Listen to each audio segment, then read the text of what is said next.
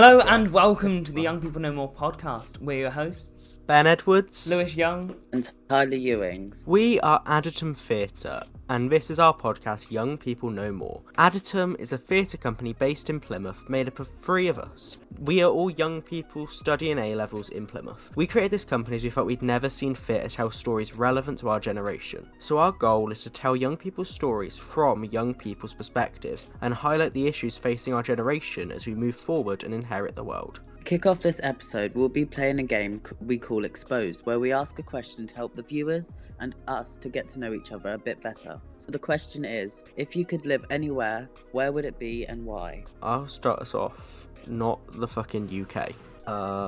Rishi's done us in, really. Same with Truss. I want to go somewhere with like a nice strong currency. You know, maybe I'll go like Scandinavia, become a lawyer in Sweden. Okay. That's the dream. Okay. Mine's a little bit more light-hearted. I'd probably go to Iceland. It's just a nice country, really. Love the mountains, and I've heard great things. My answer was really like negative. I didn't mean to start us off like that. I was gonna say we started the podcast off brilliantly. Yeah. Rishi's done us in. Yeah. I mean, right. If I was to say like countries I would like to live in, like geographically speaking, China, but obvious. Once again, to be negative, not great political scene there. Probably don't want to live there. Japan as well would be great. Italy would love, but it's on fire. So I think I'm going to stick with Sweden for now. Stick with Sweden? That's what I was going to say. I want to go somewhere where it's nice. But the world, everything's like going terrible in the world. Yeah. It's like you can't go somewhere without something not happening. Yeah. It's like, exactly. oh, it's just all over the place. What a great way to kick off the podcast. I know, we've really started off depressing, haven't we? Tyler, where would you live, sorry? Oh, I don't know. Let's go Amsterdam. I've always wanted to go to Amsterdam. I've heard it's For the good. I've heard drugs. it's bad. Yeah. Wow. Not. Because my favourite Sure. Nickelodeon show was literally filmed there. So ever since I was a kid, I wanted to live in Amsterdam. What was the Nickelodeon show? Oh, what? Hunter Street. It was like a detective show God, with I kids. can't remember that. Wait, did No. either of you two ever watch a show called Zeke and Luther? It was on Disney didn't. Channel. I remember Zack and Oh, Cody. it was like, I loved Zack and Cody. That's I great. actually didn't watch a lot of Disney. I watched more Nickelodeon than Disney, to be honest. Really? No, I was always a Disney kid. I was Or I was a always a Disney CBBC kid, and then a Disney kid. Bit Victorious, bit of iCarly, bit of Sam and Oh, Cat. iCarly, you know, lovely. Stuff it. And they're good shouts you've got. They rebooted that as well. They did. I've not watched it because it's on Paramount, and I Yeah. don't know where the heck. Yeah. I was gonna say I don't think you can get that over. I've in heard UK. like it feels weird to watch like iCarly and she's in like her 30s now. Oh gosh, yeah. Especially now because Jeanette McCurdy, obviously she left. She's not coming back for it because she's stopped Oh, no. acting. Mhm. Oh, Doesn't feel the same. Out Yeah. of the 3 countries, Amsterdam, Sweden, and Iceland, which one do you reckon's better? Just oh, overall. I've never been outside the UK. I know. me sad neither. little- Have you not? No. Oh I wow. couldn't say I've been to them. I mean, I've only don't been know. to the typical like British holiday locations, which is like Spain.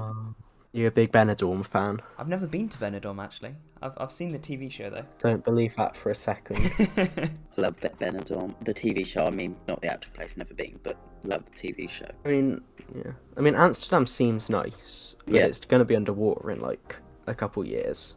Just to get back onto the depressing I was gonna line. say, Ben, welcome back. Yeah, I don't want us to have too much fun. I want us to just keep us nice. You know, we're cynicism. We're cynical on this podcast. It's a big word. Yeah, Yeah. that is a big word. Please It was big for explain that. me, God. It means like negative about the state of the world and like always looking on the bad side of stuff. That's what I mean, speak for Additum yourself. is about. Making depressing stories for teenagers. Yeah. What we're going to be doing next is this is something we're going to try and do every episode is we're going to do a tier list and we're going to add every episode one musical to our tier list. And what are And the so categories?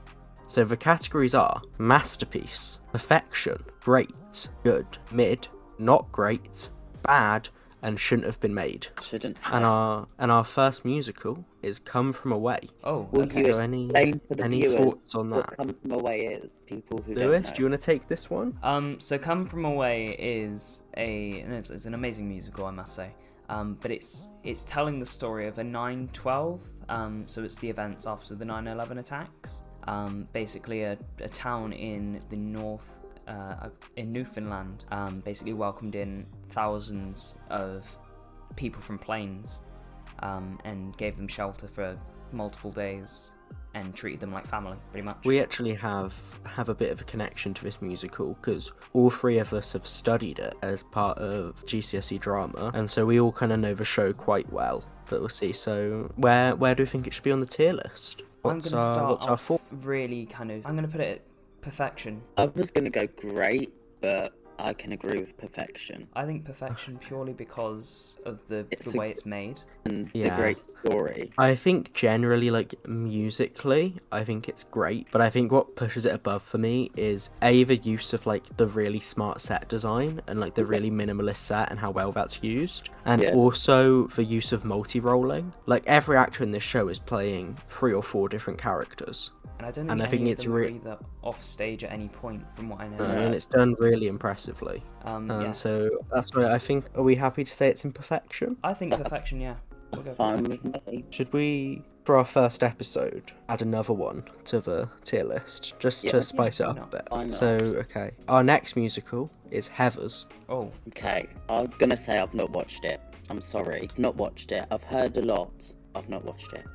Well, me and Lewis are kind of experts on this because we've been to see it together.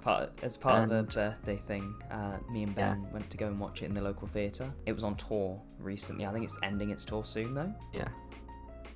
I also went to see Heathers on the West End just over a year ago now. So I've seen it twice live and many, many times not live, as we're going to call it. Hold on. Is one of the songs go, Veronica, open the door, please? Yes. Or Yeah, Veronica, open the door, please. Veronica, open the door. Yeah, that's meant to be yours, I think. Meant to be mine. Beautiful. Meant to be yours, yeah. I'm such a good song. There's such a strong fan base behind this as well, but we are going to get pinched if we put this like below great. Yeah, 100%.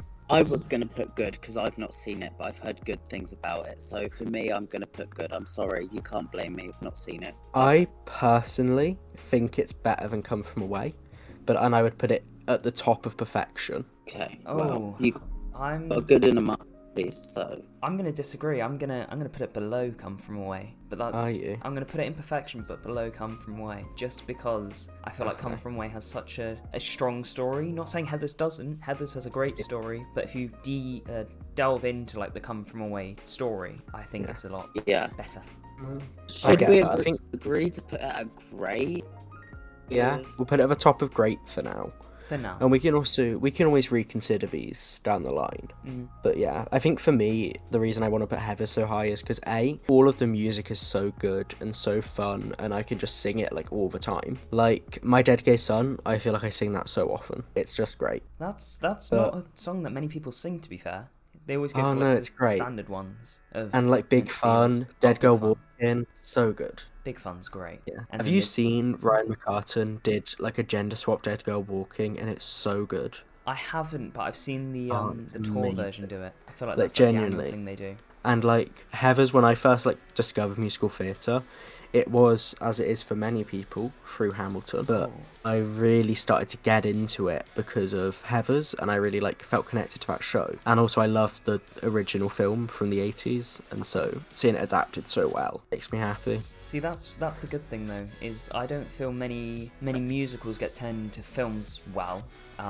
One being, no offense, the Dear Evan Hansen movie. I wasn't the greatest of fans. It's so bad.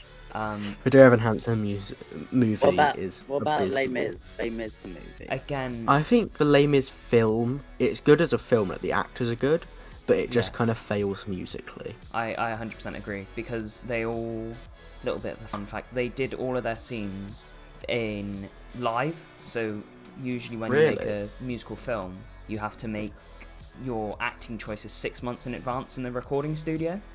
Whereas with this, every scene was shot with live singing with a piano player in the back. Yeah, I knew that they kind of let the actors like change the music to how they wanted to perform the song, which again I just think is such a strange choice. Do we want to move on to our next section? Yeah, So I have a good fun fact for you all today. It's theatre related, obviously. Did you know? This is our theatre fact of the episode. Yeah. Gonna do one of these every episode. and I'm gonna fill you with wisdom and knowledge. Did you know whistling in theatres you should never do? It's more of a superstition. I know Ben whistles in theatres quite a bit. I was directed to whistle. I wasn't just whistling. Yeah, so I think you it's can more bring kind of that up with the backstage. director. I think it's more backstage of whistling. But the origin of like not whistling in theatres is back years and years ago. Sailors were often employed as like stagehands and flymen. Yeah. Purely because they had a lot of experience with pulling rope on ships and stuff. And whistling was used as like a cue for the guys to kind of raise and lower the ropes and bring in the set. So if you whistle, the superstition really is that you might end up with scenery on your head, which is a bit dark, but you know. Yeah. Any I'm glad that didn't happen in Bugsy when I was whistling, but... Oh yeah, that would not have been fun. But yeah, so that's... Do you guys have any, like, personal superstitions? Like, maybe they're not, like, widespread ones, but just things you don't do before a show? I mean, mine are really basic, like, most singers can relate to it, is you don't eat dairy before a show and stuff like that. Because I had no idea that was a thing. Did you not? No. So, yeah, Why don't you eat dairy? What does it do? Like, why? So you're not supposed to eat dairy because it's supposedly, this is going to be a bit gross, it clogs up your throat with phlegm when you sing, and obviously doesn't create the most beautiful sound. But that's something I don't do. The one thing I would always do is, like, right before I went round into the wings for my first scene, this is in Bugsy, is I would go over to Soraya, who played Blousy, and I'd say, "We got this," and we'd, like, both, like, hold our hands and go, "Look, we got this," and just kick us off, just get us in the zone. I'd be running around trying to find someone else, be like, because I don't like running. If you know me, I hate running, but he doesn't run. I don't run. I was just running everywhere, like, I don't know how I did it. I don't know how I still stood, but, you know. Just for context on what we're all talking about, all three of us performed in our school's production of Bugsy Malone recently, and so we're just talking about that in terms of our superstitions. That's why I said I played Bugsy, Lewis played Dandy Dan, and Tyler played lots of little parts. He played Flash Frankie, Oscar Devout, Joe the barman. Good old Joe. Everyone loves Joe. So, sorry, just to explain that, so we're not just going on like a random tangent about shows people have no idea we're talking about. So, moving on. So, for those of you who didn't know, we performed our first show at the Barnstaple Fringe as a company, and that show was called Deep Breaths and Duloxetine, and it's a very personal show about kind of mental health in young people and the modern experience, and that's told through the experience of two characters played by Lewis and Tyler who attend CAMS. And so what we wanted to do for our first episode as our main sort of topic was to just go in and reflect on that, talk about how it went, what we think went well, what we could have done better, and talk about our entire experience that weekend, performing at a fringe festival as professionals, while the three of us are still only 17. So to start, the first question is, how was your experience at the festival? I guess I'll kick us off. It was pretty incredible. For me personally, as the writer and director, I felt a lot of pressure, and it's probably like one of the most stressful weekends of my life, but it really was just great, and you meet so many like amazing people there who are just so passionate and want to help us out, like so many cool companies who just were making amazing theatre. I wish I could have gone and seen so much more. Yeah, that's like the difficult thing, is like, because obviously there's so many different theatres and companies putting on shows. It's like trying to find when your performance clashes with like someone else's, and you're like, oh, I've got to see this, but then I don't have enough time because I'm performing then. That, I think, for me was the biggest, not letdown, but biggest unfortune, because we wanted to see so much, but I wish there was like two of me. One of me could have been like full on, spent the whole weekend stressing, prepping for the show, and the other one could have just like gone and enjoyed it and seen as much as I could. Yeah. I'd say my experience, I think, obviously, because it was the first time for all of us, it was better than I expected. I thought I was going to go in there, like, wouldn't have a clue what the hell I'm doing, wouldn't turn out good, but I think coming out of it, it was one of the best experiences I've had, and I come out of it knowing obviously a lot more than I came in with, but just it was fun. You know, Yeah, it was like Yeah. there was times we were like, oh my god, what are we doing? What's going Every on? time we tried to do flyering, and we'd just like panic about it. Yeah, it'd be like, oh no, sorry, do you want one? But then like when we got into like when we knew a lot of people, and then when we saw them doing it, it was like, yeah, we can do this. Mm-hmm. Yeah. Do you want to take us through the actual like process of being in Barnstaple? Because that I feel that's quite a fun story to tell. Do you want to kick us off with that? So I'm going to start right off at the train station. Don't even start. Don't even. I don't think Ben knows this story. So maybe I don't. We get to the train station. I get there like 15 minutes This is early. Tyler. Yeah, me and Tyler. So I get there 15 minutes early. I'm sat down with my suitcase, getting ready to go up, and I'm panicking because Tyler's not there. And I get a message. Going to Greg's. I was going to say, I get a message off of him saying he's going to Greg's, and I'm like, right, okay.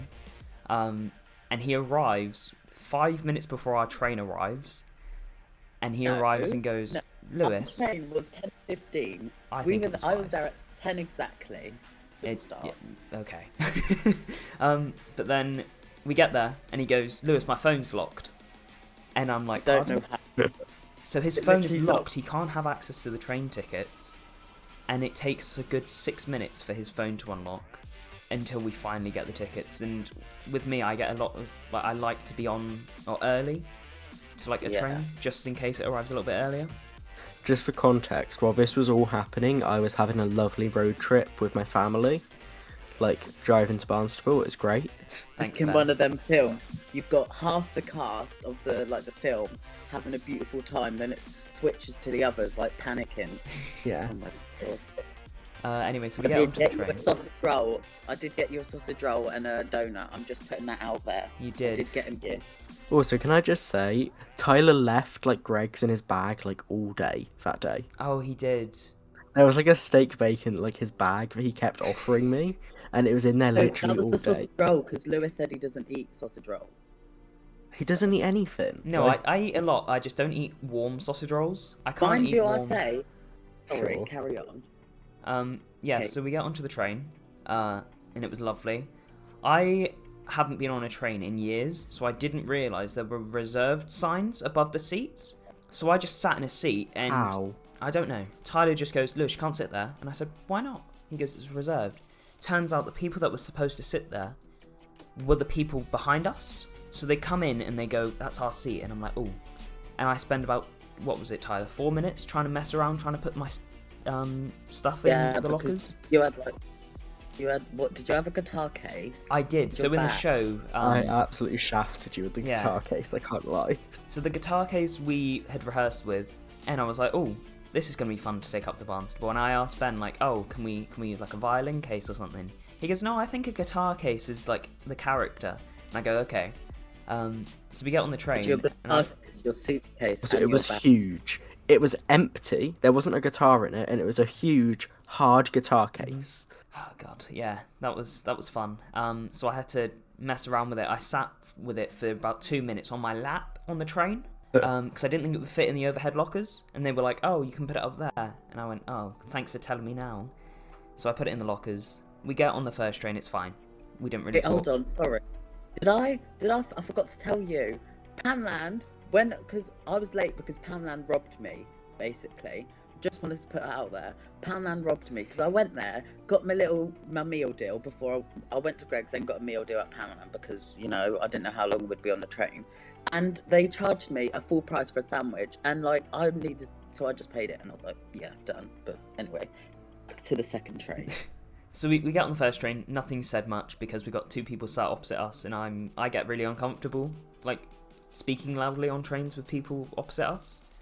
You were watching your little whatever you were watching. I was watching, I think I was watching Les Mis. I borrowed your headphones for it.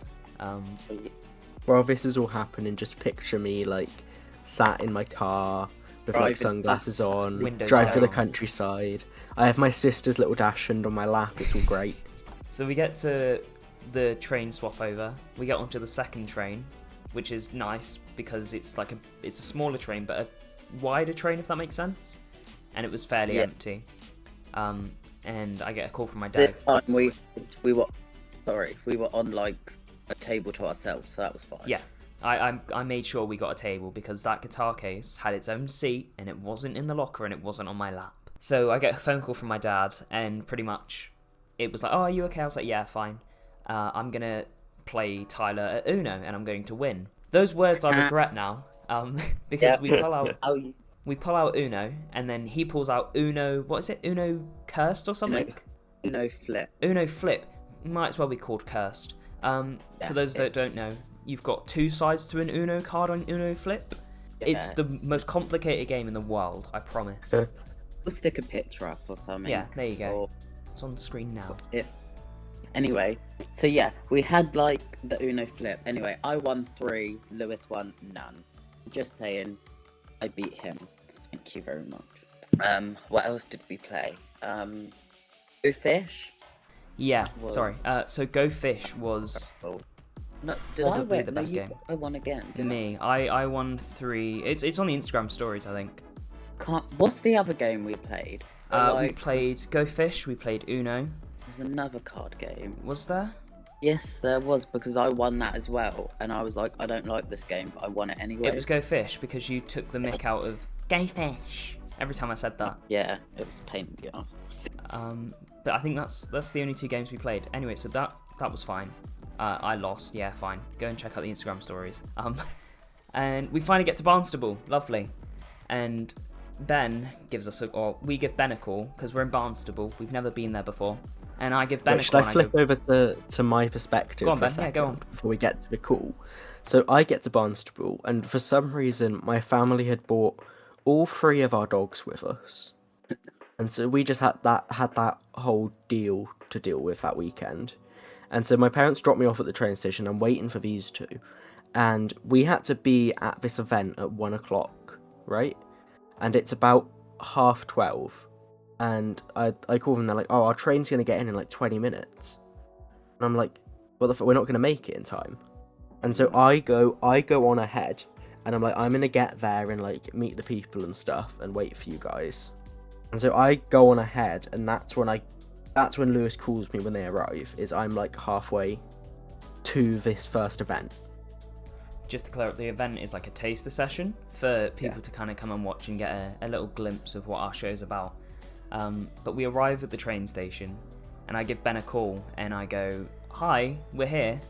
Where are you? He goes, oh, I'm gonna go there, gonna meet the people. We're like, okay, great. Do you have an address? And he sends us you sent me something. You sent me a name of the bar. I can't remember what it's called. Oh yeah, it was like Junction 27. That's it, and it wasn't on Google Maps. It definitely was. It wasn't on Google Maps. I literally followed Google Maps to get there. But then I asked you for a postcode, and you just gave me the street name again, and I was like, well, the junction thing, and I was like, right, okay. Because I remember we had to go, because when in the Barnstaple train station there's the platform, then you come off, and then next to it's like a bike hire or something. Yeah, like a bike rental. I was going to go and ask, but I was like, nah, Lewis, you go ask, I'm not asking. Like, nah, people scary. So he went and asked, and we got a left, Poundland left, and it was like a maze. But we found it. Yeah, and then we walked for a decent amount of time, bearing in mind, I still had my suitcase and my guitar case. And your bag. And my bag. And it was like really hot the first day of the Barnstaple weekend as well, so it was like not pleasant. They walked pretty much straight up a hill. So Tyler almost got ran over, purely because, you know the roundabout at Barnstaple? There was a massive truck that came round, and he was just about to walk into the middle of the road. And obviously, you don't do that, so I had to pull him back. You know, like the child seatbelt type things you can have when you walk them? It was literally like a leash, that's it. And I dragged him back, and I was like, what are you doing? And then we walked across. After the lorry, obviously, after. The taster session went well, I think. Ben, do you want to tell that one? I think it went amazing. I was a bit nervous, to be honest, for the taster session, because I was obviously, if you know me, I love performing, but it's always before I start performing, I get so nervous, like I'm going to poop myself, literally. But or like throw up, and I was like, I get so nervous. But here, I don't know why, but I wasn't as nervous. And then when I got there, I sat, and it was like, because there was like half the room was filled, but then when we actually got to performing, like there was the whole thing was filled. There was like 60 people, and I was like, but I didn't realize that until we after finished performing. But I thought it went quite well. Yeah. Yeah, when we got there, there was like maybe like 10 people, including us three. Mm-hmm. Yeah. And then so all of a sudden we were on the stage and it was like full. See, that's the thing. But we met Mark. I try not to look out into the audience, and when I'm on stage, my mind just blanks them out. It's mental. No, I like need to look at the audience. I have to like feed off the energy of the audience. Oh, really? Yeah. Like if it's a really bad audience, my performance is like 10 times worse. Oh, wow. I need them to kind of feed off of it and just feel the energy of my character. If it's a sad scene, I need to see the kind of emotions reflected in the audience. I find it so much easier. Yeah. The thing I is, need to be able to hear them falling. Like. The thing is, because where we were, like, obviously, because it wasn't an actual theatre place, it was like a bar place. Where we were on like the stage, there was people like right in front of us, like not even like a meter in front of us, but less than that. And like, there was this woman in the couch, and literally, I was like looking up, I was looking at her, I was looking everywhere. And when she looked at me, I had to look away because like, when I perform, I have to look straight ahead. I'm like, oh. And then this woman's right in front of me, and I'm like, oh, hi. So I had to like divert my eyes away from her because it's like I'm staring right at her. It's like, Sozhan. Yeah. Yeah, so when we got there, we met Mark, lovely Mark Ashmore, who was the company liaison for the event. And he's just great. He was so like passionate about helping our company and just a great guy. And he kind of ran the little taster.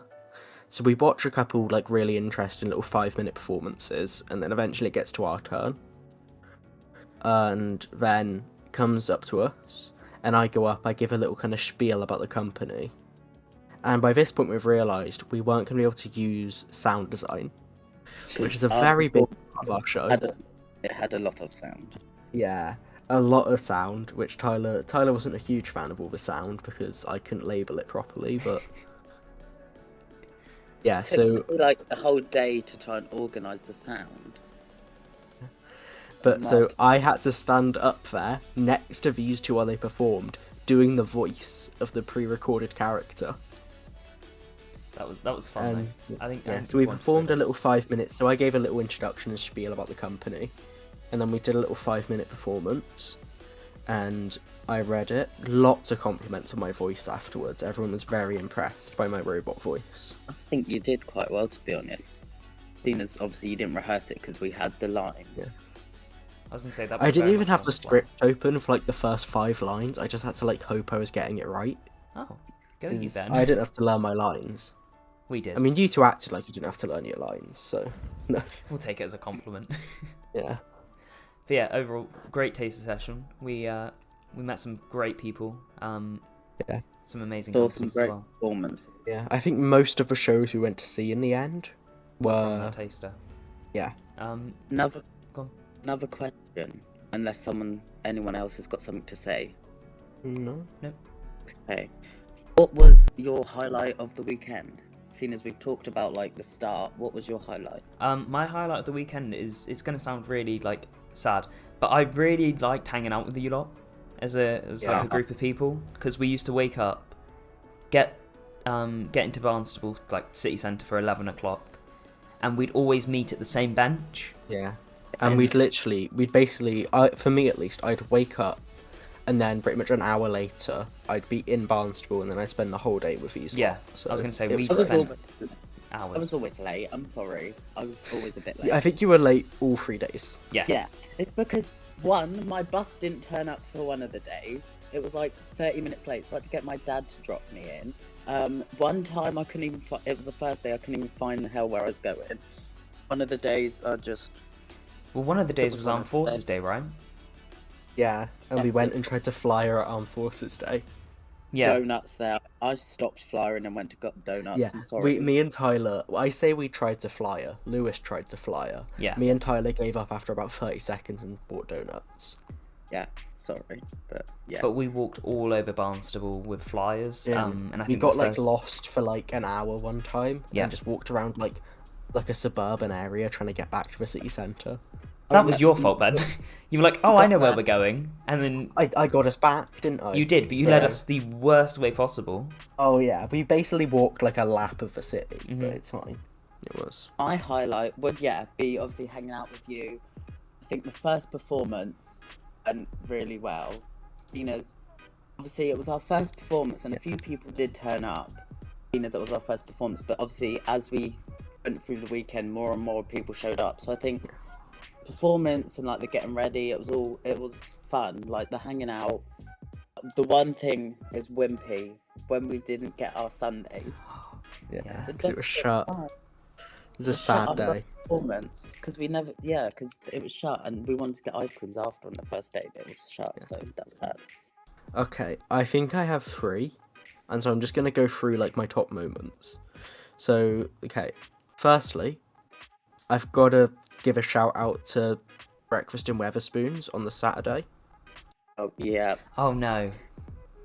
Wait, yeah, that's one of the days I was late. I remember because I couldn't find it because Barnstaple has so many little streets, and I was trying to like weave my way through. But yeah, Continue. so yeah, and the reason that Breakfast in Weatherspoons was so funny is because Tyler got lost getting there, and me and Lewis were literally watching him outside the window, stood outside Weatherspoons looking for us. I arrived and because I was with my parents, and they went to the back of Weatherspoons in the garden, and then I got a call from, I think it was Lewis or Ben, saying we're at the Queen's Theatre, which is opposite. So I went to the Queen's Theatre, across the road to the Queen's Theatre, and I was like, they're not here. Can I just say, what we said was, we're opposite the Queen's Theatre. Yeah, that's what I didn't read. I heard you said we were at the Queen's Theatre. So, and then I'm like looking in the Queen's Theatre, then I hear a whistle, and it's Lewis, and I turn around and I'm like, oh, you're there, right in the window. Yeah. So I was like, there you are. And the other highlight of going to Weatherspoons that day was finding out something about Lewis that he's never going to live down. Lewis said that he didn't like eggs because he doesn't like dairy. Yeah, before I performed. Eggs had lactose in. He thought the whites of eggs were lactose. And I think me and Tyler spent like a good 20 minutes laughing about this. Mm-hmm. We tried to explain so fucking funny. Oh, I'm still not sure he understands it. No, I do. because I explained it again. Okay, and secondly, I'm gonna say was the second day on the Saturday when Lewis and Tyler both went and like flyered on a different street to me, and I was left on the high street alone flyering, and I just like went for it. Oh yeah, and you did quite well. I gave out like nearly 50 flyers, and I was like stopping and having really good conversations with people and like chatting with the performers, and it's one of those moments where I just felt really like in my element and really involved in the festival. Like I was just chatting to all these like amazing people. It was great. Remember, got to send a shout out to my dad, Kevin Ewings. I gave him in the morning, one of the mornings, like 50, 60 flyers, and when we were obviously getting to there, and he had them out on the bus, on the streets, he was going through it, and he literally in like not even 10 minutes got rid of all his flyers. And I was like, okay, you can do better than us. Yeah. Kevin really did put in the work that weekend. He was talking. He was really true MVP of Addison Theatre, I think. Oh yeah, no, we saw him we saw you or him and your mum, Tyler, pretty much every day. Yeah. Oh my god, sorry, that's another going on a tangent here. We were walking round to the library, Barnstaple Library, and then I get a message from my dad saying, look at this picture, my mum's mobility scooter, her chair, it's got bird poop on it. We were eating, and then I remember this. Mobility scooter got crapped on by a bird. But the thing was, my costume bag was on the back, but luckily it was and it had all the flyers in it as well. Yeah. No, I put the flyers in my bag, so that was good. Okay. So like flyering that day, I just was one of those moments where I really felt like a part of this festival, and I was just stopping and chatting with like performers and people, and I was really like in my element, passionate about the show. Yeah. I'm just gonna say, because it sounds like we do no work, me and Lewis, and Ben's done all the work. Sorry, they did do a lot. It's fun. I think, yeah, when we obviously, the first day was a bit iffy because we didn't know what the hell was going on, what we're doing. Yeah. We've seen it before. But, like, as we got talked to by the people who run it and, like, other companies, we obviously learnt a lot and we did quite well. I think the first day was very much so, like, find your bearings, do what, like, find what everything is. The second day, we went out flyering for the first bit, and it was like, excuse me, would you like a flyer? And we were really timid, and then we got into our element, and we're promoting about like the an show. hour or two before the show to really find ourselves with flyering. And I think that overall, I think it really helped because I looked at the numbers, and Saturday was our biggest audience. Oh wow, we had 38 on Saturday. Wow, and 35 on Sunday. I mean, that's really good. Yeah, but then I do think my absolute highlight has to be the last show. Yeah. Because the last show, I think it went really well. I think we had a huge panic beforehand, and I genuinely thought, like, we're going to have to do it without tech because our sound just wasn't working. Turns out some idiot had pressed one button on the desk that had broken it. It was like a button underneath the desk. And then as soon as we did it, it was fine. Shout out to our good friend from the Terrible Puppet Company for finding that issue. Yeah, and to Fraser, absolutely saved us that weekend because we had no idea what we were doing with the tech. Yeah, it was a struggle to even like put the lines and all the tech onto our software. I borrowed a projector and I genuinely didn't know how to work it, and so he had to show me how to work the projector I'd bought with us. That's how inept we were. With the last show, there was the panic beforehand, and then it went really good. Both of them were like incredible. Tyler like absolutely blew me out of the water because it was like he just walked out like with 100% confidence in his monologue, and he suddenly knew 100% of the lines and did it like word perfect almost. Thank you. Which like really shocked me. And then also what made that show so special is like a lot of my friends had travelled up from Plymouth to see it, and so we had this big moment afterwards where like we were all hugging and celebrating, and I was signing flyers for people. Yeah. And it just felt really special, and it was nice to celebrate this show I'm so proud of and that's so personal with like my closest friends, and of course with these two of my family. It was just a really special moment for me, and I definitely think that's my absolute highlight. Were you saying where your family or your family was there? My family was there. I was with you two, and I was with like my group of closest friends. That was really cool though, because I walked into a couple of people on the way there. Because where were we? We were sat in Costa, right, and we were almost late for our tech or something. Yeah, we were sat in Costa and we got distracted and had to run to our tech, and then as we were running through this car park to get to our tech, we ran into like all of my friends and my family who were just stood around this car park waiting for the show. That's how late to our tech we were. People were like outside waiting. I'm just gonna say, like, who doesn't love a gossip session? And two, I was lightly jogging. I don't run. But sometimes we just got too involved in our conversations that we were like, what's the time? Oh yeah. Also, we dragged my friend Will to Costa with us because he got the train up on his own to come and see it. Everyone else went by car with my aunt, who gave him all a lift up because she's great. But Will got the train up on his own and came to see it. So, a huge shout out to my friend Will. Okay, now, let's to our next question. What do you think could have been done better if we were to do it again? What could have been done better? I would re-record the lines and make it so they were clearer and they sounded better, because some of them sounded really off and not the same. Oh, I was going to say, I don't know what we could have done better. I think, obviously, nothing's perfect. Obviously, there's loads of bits we could have done better, but I think, obviously, because it was our first one and what we did, we've got so many, like, people saying, oh, I can't wait to see your show, even on the first day, it was like this and that, and then it was just, like, the anticipation and, like, just seeing how many people wanted to come see it, and then after, it's like, I think there's a few bits we could always do better, like, not learning lines, but I was going to say, just, like, knowing our cues sometimes, because sometimes there would be a tech hiccup and we didn't know what to do, but then we'd cover that. So I'd say we did good for our first one. Yeah, I think the thing with this show is because we use pre-recorded lines, and there's basically an entire character who's pre-recorded. It puts a lot of pressure on these guys to not only know their lines and know their cues, but to always give accurate cues so that the lines that I play from the pre-recordings can react to them properly. Yeah, I think. And so it's. I'm gone. You go, Lewis. I was going to say, I think with my character especially, there was a big... Basically, my character gets quite a bit angry towards this automate a character, and there were a lot of cues that I had to give to make sure that the character made sense, and sometimes just on stage my mind would go blank, and Ben would have to skip quite a few cues. Yeah. The problem with the angry scene is, so every time a character swore, the robot character who was pre-recorded, who I had, would say like, "Please withhold from swearing when inside the safe space. Swearing is not conducive to a successful recovery." I feel like I've been transported performance. It said flashbacks. So they'd say that line every time someone swore, and for Lewis's shouting scene, I had like 10 of those, and then he kept forgetting to swear. Yeah.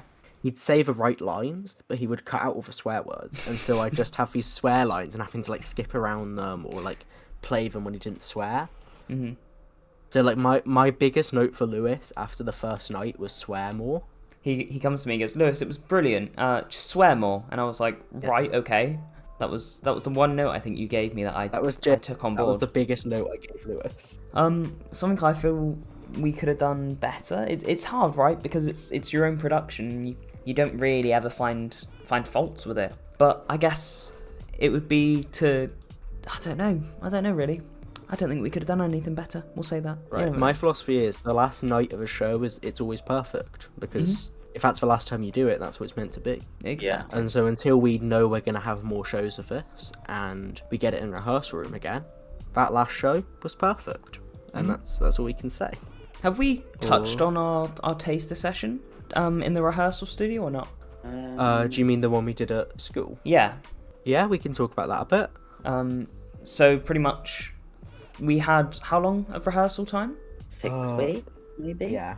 So we had About about 6 weeks. Yeah, we had about 6 weeks rehearsal time. Oh, are you gonna start talking about the ending? No, I wasn't going to mention the ending. We had about 6 weeks of rehearsal time. Maybe I'll hide for that bit. Yeah. So we had about 6 weeks of rehearsal time. It was an amazing show. We started off wanting to do kind of weekend rehearsals, and we did one of those, which was the introduction. And then we used in lesson to rehearse some time for the show, which I thought was lovely because it got us all on track. We were rehearsing multiple days a week for 2 hours max. And we just have to give a huge thanks to our drama teacher for giving us the time and the space for this. Yes, because thank you. I'm going to be completely honest, from my end, from doing all the organisation, it would not have happened had he not given us the time. Thank you. We were in such a bad place, and Thankfully we finished what we needed I got to to the point where he offered me the space, and if he didn't, I probably would have had to drop out of the festival that weekend. Oh wow. So, Which I'm so we glad. got incredibly close. But yeah, so we rehearsed quite a bit. Ben was amazing with the direction. This being the first show he's directed fully. He got us on track. We rehearsed scenes, rehearsed.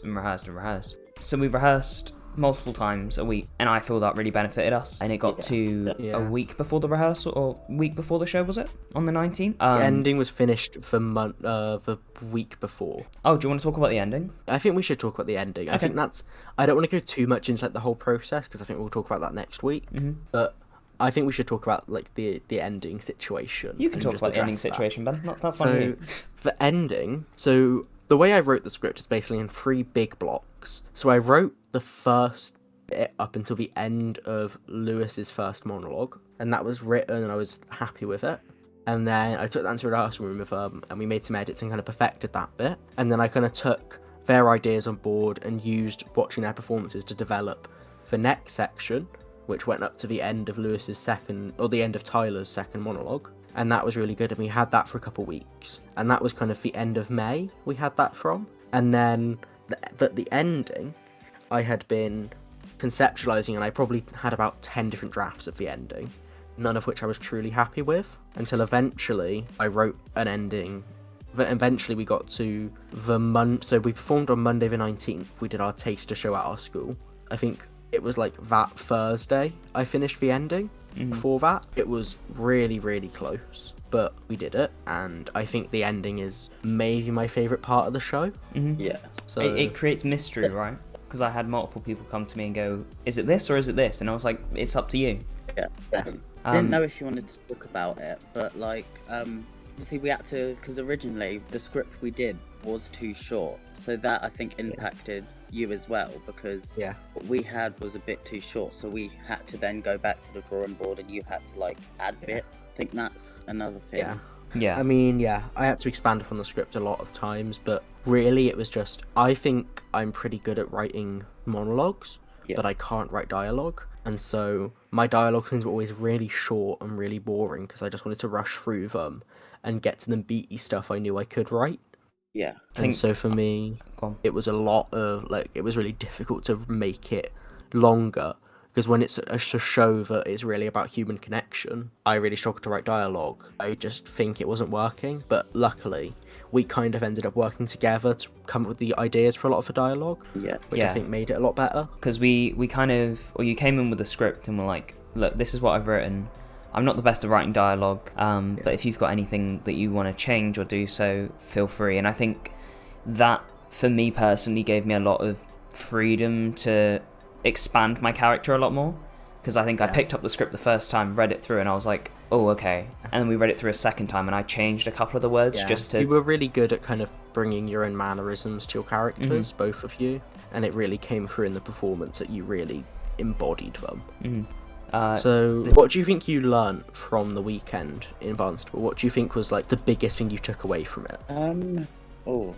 I've got to think about that. So Lewis, do you want to answer that? What would I take away from the experience? If anything, it fueled my passion even more for theatre, and kind of showed me a different avenue of where theatre can go, especially from seeing kind of, whether this be like outdoor shows or indoor shows, comedy shows. It's really expanded my knowledge of theatre, because I'm more of a musical theatre performer than anything. So to be given the opportunity to play the character I did in a normal play is amazing. I've thought of an idea now. I was going to say, what I took away, because sometimes I can be a bit iffy on my performance. I could be like, I'm not very good, I'm not this, I'm not that. But then I think going into there, I felt more confident doing it. And I'm the opposite of Lewis. I do like musical theatre, but I don't see myself doing as much as I would. So I'd say this like sort of style helped build on my confidence of going two different styles. I mean, for me, partially it was because I've said this the entire process. I don't want to go into theatre as like a job, especially directing as a job. I want to be a writer if I'm going to do anything in the theatre field. But it showed me I can do it. And as a young person, I can do it. As people who are told a lot of the time, this isn't a space for us, we can't get into theatre, we're not old enough, we don't have the contacts to get into this. But we can do it, and I can put what is an incredibly personal story out there. And a lot of the reason I wrote the show is because I wanted to get my personal experience out into the world, because I feel like people needed to hear it. I think a lot of older people, a lot of parents, and also a lot of teenagers need to know that it's normal to feel this way, and that it's normal for the government not to help you. That's just how it is. And so you're not alone in that struggle. Yeah, we got a lot of feedback from people that came to see the show, like older people saying this is a really important story and thank you for telling it. And then obviously we had people from our generation and our age group come up to say, like, thank you, this is a really personal story, like, I've been through this, thank you. And also, like, when like people come up to us, they were like, we need more young people in theatre, like spaces like this, because you don't see it as often. I'd say what helped us as well was us being there and like supporting our generation, being like front of our generation. I mean, I guess if I was to sum up what I took away from this, it's that we are more welcomed in theatre than we realise, and that people in theatre and people in general want to hear our stories, want to understand young people, and it inspires me to keep going and to keep doing this and to keep pushing against the current and carving out our own bit of difference, a bit of change in this world, in this niche. And I think it showed me that it is possible. I mean, for me, one of my favourite memories that really kind of sums that up is when I was flyering. I was offered a flyer to a mother who was with her 14-year-old daughter. And, like, they came and saw the show. And as they were coming out, like, she walked out with her arm around her daughter and spoke to me and just said, thank you, that was really, really beautiful. and left, and that's just really stuck with me, having that kind of, the idea that something I could make could have that effect on people. Yeah, I think in the rehearsal room, especially when you're going over and over, some shows can get really repetitive and you can sort of lose the meaning, but this show was very different for me personally. I found that whenever I read this story, I was telling the story of people who need to hear it, and it's such an important message that each night I went out, it was a little bit different depending on kind of the more research I did, and I think that's the thing that impacted it most, is how much research I did within the mental health, is it stuff, things? Yeah, I mean, definitely, I think, like, if there's one thing this show wasn't, it was over-rehearsed. I really think we were at a really good place when we performed it, where there was still a lot of that raw emotion and naturalness in the performance, where it wasn't so stuck in it, and I think it really helped. I was going to say, I also think it helped because you are both 17-year-olds playing 17-year-olds. So often in theatre and in TV and in film, you'll see teenagers played by people in their late 20s, early 30s. Yeah. And it's just kind of insane to me. Like, the one I always think about is, like, the cast of Riverdale. Most of the cast of Riverdale are in their 30s now. Yeah. And they're playing teenagers. And I just think it's crazy. It's another show, Never Have I Ever. Yeah. I've watched the show. I can't remember, but one of the main characters, I can't remember his name. He's tall, anyway. Never watched it, sorry. He's played by a 30-year-old. He's like 32. And I was like, you can't see, if you didn't know he was 32, obviously you wouldn't know he's 32. I just think, wow. Or like another good example is like Carrie Hope Fletcher, who I absolutely adore. Yeah. One of the best musical theatre performers working today, no doubt. Performed as Veronica in Heathers. And Veronica is 17. Carrie Hope Fletcher was, I think, 28 when she played Veronica. Yeah. See, I'm going to disagree there. I feel that with most performances, I feel like it can be portrayed by anyone, but I feel like performances like this, where it's such a personal message to teenagers, I feel like it has to be portrayed by people who are in that area right now. Like with Veronica and people like that, I feel like it can be very... Well, it's in theatre, you get cast on how old you look, not how old you are, if that makes sense. Yeah. But I feel like with you, this show, it was a lot about kind of putting across those emotions of being a teenager, which I don't think, especially being a teenager today and with today's problems, you know, looking at the cost of living and climate change and the crisis of mental health, I wanted to write young people who have an honest outlook on it of what young people today feel, and I think you couldn't really get that in a way that wasn't disingenuous without young people. That's fair enough. Yeah, and that's something I want to continue to do with any future shows, is to cast young people to tell our stories. I never want to be one of those directors who's, you know, casting 30-year-olds and trying to tell this story about being teenagers, and it's just like horribly unrealistic and unrelatable and not, you know, set in the way of the modern world. I feel like you being a 17-year-old director and writer as well has really impacted it. Like you said, you want to... Well, the whole motto is young people's stories from young people's perspectives, which I feel like you've captured very well within the first show we've ever done, which kind of leads us into the next segment, or the next question. Do we think us being young adults, it helps to bring in more of an audience? Or do you think this show could have been portrayed by like a 30-year-old and stuff like that? I think it's a bit of a double-edged sword, really. I think in some ways it benefited us because it's exciting and interesting to see a bunch of teenagers come and write a story about really pressing issues to a bunch of teenagers. And I think that drew a lot of people in, knowing that it was going to be real. It was going to be told by us. You couldn't really get a more honest interpretation of our generation's issues than this, I don't think.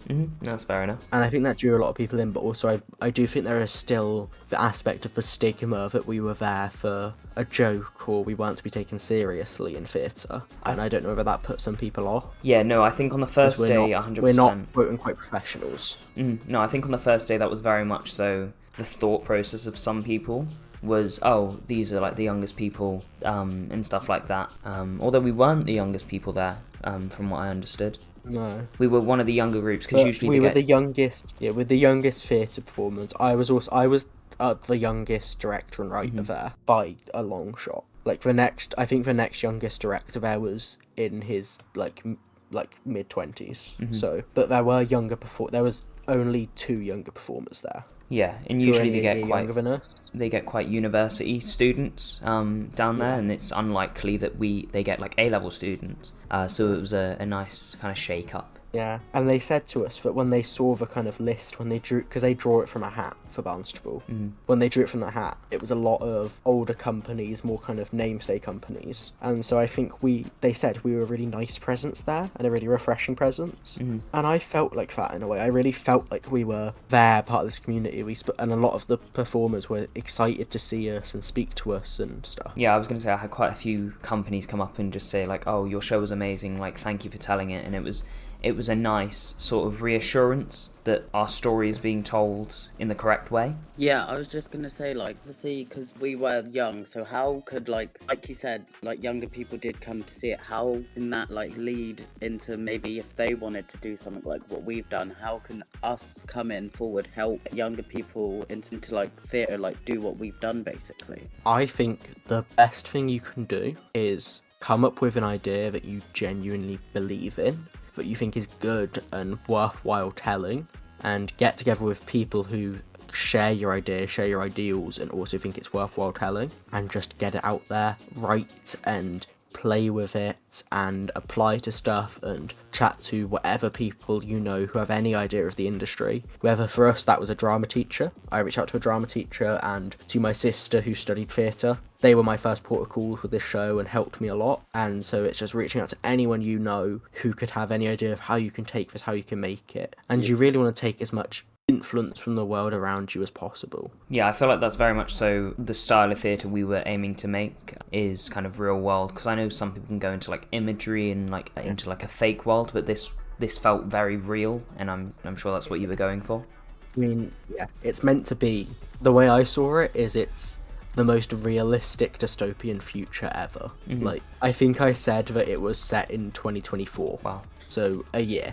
So that's what I've always thought, because it's set in as close to the modern day as it can be, but there's just this little twist of the AI being more present. Well, I mean, that's come into light over the past couple of weeks as well, with sort of AI being the biggest talking point on the news and stuff as well. Yeah, definitely. What would you two say was advice from you to young performers who want to get involved in doing stuff, who want to get involved in doing, whether it's fringe festivals, whether it's musical theatre? What would your advice be to? One of my biggest things I've been told coming into the industry is to just do it, have fun, and my main advice is to do as much amateur theatre as you can, and join as many groups as you can, or after school clubs, and just enjoy it, because that's what theatre is it's form of entertainment. And I know a couple of people will go into the industry hoping to become like millionaires and famous, and that's not always the point. And if you're doing that, you won't always get to where you want to be. Whereas if you have fun with it, you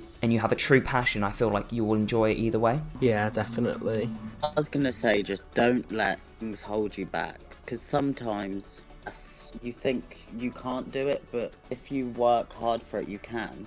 And like, I remember what someone said to me is, do it whilst you're young, because as soon as you get to a certain level, people won't not help you, but they'll see you differently if you're younger, if that makes sense. Some people can see you as not. It depends, really, to be honest. Like, I remember someone said to me, like, as soon as they like graduated from uni or whatever, they wasn't taken as seriously because don't have that like connection, what's the word, not in that bubble where they've got like a protection bubble and like they've got people around them, because as soon as you graduate, you're on your own basically.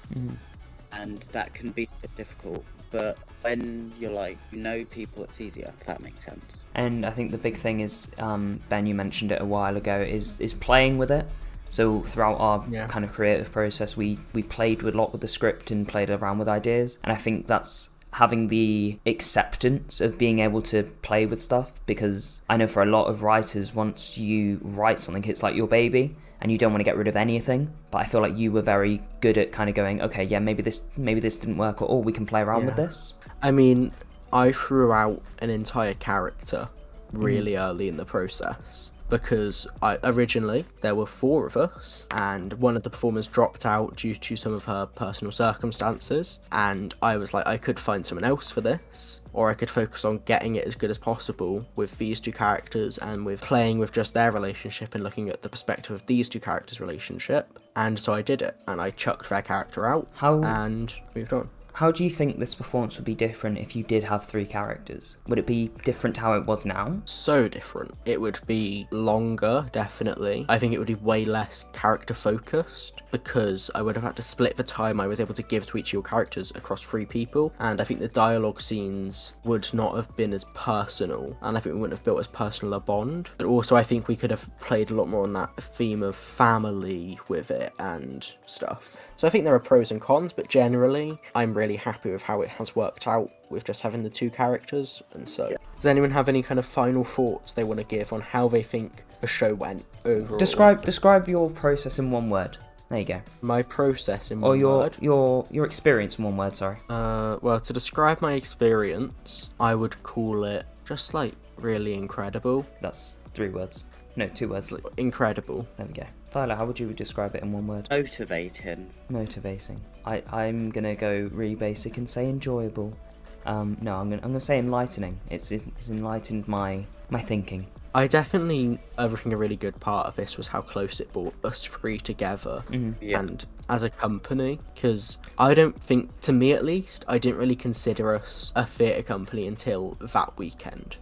I kind of felt like I was the theatre company and you were like 2 performers. Yeah. And then like before it, as you did more and more the social side, we became more and more of a team, and then when we were there together, I really felt like we were one team, we were one company, one body. Yeah. No, I think that too. It was an amazing experience. It really was. And like we can't thank enough all of the amazing team at the Fringe who put it together, and the amazing companies who were there performing and who helped us out, and all of the audience who came and saw us and took a chance on our show, and I hope they all enjoyed it. So I think now we're gonna move on and have a bit of like a chat. Just a catch up, talk about what stuff we've seen recently that's been exciting, what's going on in our lives. Yeah. So since Barnstaple, obviously we've all just kind of kept in contact. We've all got a group chat as well, which has been lovely. And obviously we came up with this idea of the podcast to kind of, as Ben was writing the next show, keep the company alive. Yeah, because we're kind of, I'm starting to work on the next show, but as these 2 have learned, my writing process is very slow because I tend to write from a very personal place, and so it can kind of be hard to draw those emotions out of you, and so I just take my time. And also we have some possible opportunities we can't talk about with Deep Breaths, and see where that's going, whether we're going to perform it more, what's happening. And so we just wanted to do something in the meantime that we can enjoy and we can still express ourselves and express our company's message through. So we wait and see. And keep in contact with everyone as well. Yeah. Has anyone seen the Barbie movie? Yes, I have. I haven't. Watch it. You need to. You'd love it. Honestly, it's amazing. Wasn't there the whole thing of like, what is it, Barbieheimer or something? Barbenheimer. That's it. I remember everyone did that. I did full-on Barbenheimer. I went to see Barbie at 4, and then it finished at like 6:10, and then I had Oppenheimer tickets at 6, and so I got in halfway through the adverts for Oppenheimer. Oh, okay, so you were really on time then. I went and saw them right after each other. Like I didn't have a break in between. God. I went straight from one screen to the next. I couldn't do that. I'd fall asleep, and I think I want to go watch it, but I'd say Barbie. It's because obviously from like the ads and the trailers, it looked all glitzy and glamoury, but the story wasn't just all that. Yeah, I'm not gonna. It was a really like powerful piece. Yeah, I'm trying to think of how to describe it without spoiling it. It's not what you would expect for Barbie. Yeah, I think the trailer is really misleading on what it's actually about. Because the trailer makes you think it's going to be this kind of fun adventure where Barbie travels to the real world and sees what it's like to be human, and that's part of it. But there is so much more to it, and it's such like a powerful film. You can't judge a book by its cover. Yeah, definitely. had one of the best songs ever written by Ryan Gosling in there. I like shouted, "He's actually me," in the cinema at that, and got like a look. Like, cause I was sat next to Ivan and we were going, "That's me, that's me," and then we looked around, like half the cinema was looking at us. Oh gosh. Before it even started, when I heard the first note of Lizzo's song Pink, I had to get calmed down by my friends. They were like, "Tyler, chill," because I love a soundtrack. I love music. Yeah. So can I just talk about my experience going to see Barbie? Yeah, go for it. I was the only person in my group who wasn't dressed in pink. I'm just gonna put that out there. I was dressed in all grey, and everyone else I went with was wearing pink. Can't go to the Barbie film without wearing pink. Okay, I was full And pink. then, so I had booked a seat at one end of the row, and the seat on the other end of the row was like closed, and so like we booked out a whole row, and so I had to sit away from like everyone except Ivan, like the whole film. We were sat like 3 rows away because 2 of the seats were closed. Oh no. Genuinely, like, it was so bad. And I was like stood there like being really grumpy about it for ages and like complaining. So I had to sit like 2 rows away from everyone to watch it. So that was fun. But it was good. What was your experience really like, Tyler? I find, obviously, I was going in there thinking one thing, then I came out thinking another thing, and was like questioning things. I was like, oh god, okay, hello. This has opened my eyes a bit more. Like, so I think, yeah, it was a fun experience. Obviously, I wore pink, all pink, bet disappointment, joking. But yeah, I did enjoy it a lot. You didn't see Barbie, Lewis, so I'm gonna say watch it. But what have you seen lately, or what have you done? Oh, I'm not really sure. There's a lot of theatre shows I want to see. I'm not really a big movie guy. There's a show I really want to go see at the moment. It's like a retelling of Romeo and Juliet. It's going to be in the Drum, I think, soon. It looks really cool. It's like a 80s like Tropicana kind of musical. It looks really exciting. But it's basically like lesbian Romeo and Juliet. And it looks really fun. I know, speaking of Romeo and Juliet, I found out the other day that Shakespeare is in like the public domain, which I had no idea about. So you can, for those that don't know, public domain is like it's open to the public and it has no like, is it no rights behind it and stuff? Yeah, it's like if the original author's been dead for over 100 years, I think it is. Stuff goes to the public domain. Which is fair enough. So for any theatre makers out there, if you don't know what to make, Shakespeare's always a good shout. Yeah, there were lots of Shakespeare shows at the Fringe, actually. There was. Lots of one-man shows as well. That was really interesting, like how many people apply as individuals to this. Because I applied as an individual, but I could not have imagined actually doing it without your help. It's a stressful time. And stuff. Oh, it's so stressful. And doing it on top of like having mocks and stuff. So stressful. Right, can I just like talk about Oppenheimer for 2 secs? I know neither of you have seen it, but it's so goddamn good. Like, it's amazing. It's just like Christopher Nolan at his best, and it's so like emotional, and like it was really inspiring as like a director. This is like the first time I've seen like a really like good acclaimed film since I kind of directed my first show.